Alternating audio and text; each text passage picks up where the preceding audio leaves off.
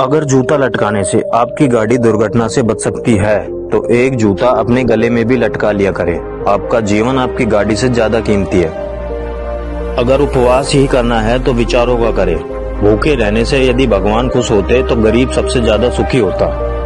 लोग कहते हैं कि ईश्वर इंसाफ करता है। हम पूछते हैं कि ईश्वर गुनाह ही क्यों होने देता है। मरने के बाद इंसानों की आत्मा भटकती है तो फिर जानवरों की क्यों नहीं भटकती, जबकि जानवरों का तो कोई मृत्यु भोज या कोई क्रियाक्रम भी नहीं होता। कुछ लोग कहते हैं कि काला रंग अशुभ होता है। अब इनको कौन बताए कि स्कूल का काला बोर्ड जिंदगी के सारे रंग बदल देता है। मंदिर मस्जिद में ताला लगा दो, जिंदगी में कोई फर्क नहीं पड़ेगा, मगर सिर्फ एक दिन के लिए हॉस्पिटल बंद कर दो, हकीकत सामने आ जाएगी। मेरे लिए प्रकृति ही ईश्वर है, विज्ञान ही सत्य है, इंसानियत ही धर्म है और कर्म ही पूजा है। मंदिर के बाहर लिखा था अपने सामान की सुरक्षा खुद करें, और मंदिर के भीतर लिखा था भगवान की मर्जी के बिना एक पत्ता भी नहीं हिलता।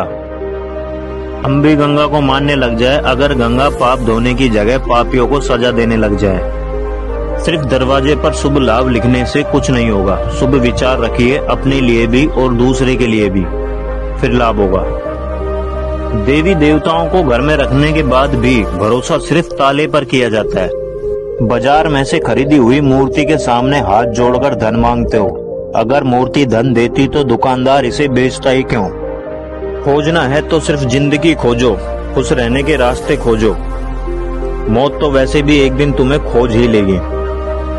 जब भगवान को प्रसाद चढ़ाते हैं तो सब में बांटते हैं, तो भगवान को चढ़ाया पैसा सब में क्यों नहीं बांटा जाता। जो लोग कहते हैं कि सब कुछ पहले से ही तय है, कुछ भी नहीं बदला जा सकता, वे भी सड़क पार करते समय दोनों तरफ देखते हैं। कथा सुनाने के 10 लाख फीस लेने वाला कहता है कि सब मोह माया छोड़कर ईश्वर में ध्यान लगाओ, लेकिन खुद का ध्यान 10 लाख पर टिका है। हवन यज्ञ पूजा पाठ करने से ना अंग्रेज भागे, ना ही मुगल और ना ही गजनी भागा, तो तुम्हारा दुख कैसे भाग सकता है। चांद दिखता है इसलिए वैज्ञानिक वहां पर पहुंचे। यदि स्वर्ग और नरक दिखता तो वैज्ञानिक वहां भी जाते।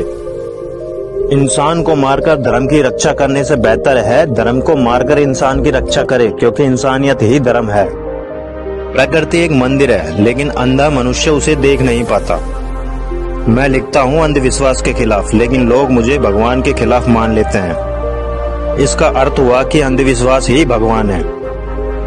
खुश रहना एक कला है और इसे सीखा जा सकता है। अगर आप जीवन से कुछ चाहते हो तो उसे पहले खुद में पैदा करना होगा। हर कोई दुनिया में कुछ नया करने के लिए पैदा हुआ है, ना कि किसी और की नकल करने के लिए। सच्चा प्रेम कभी किसी से कुछ नहीं चाहता, वह तो केवल देना जानता है।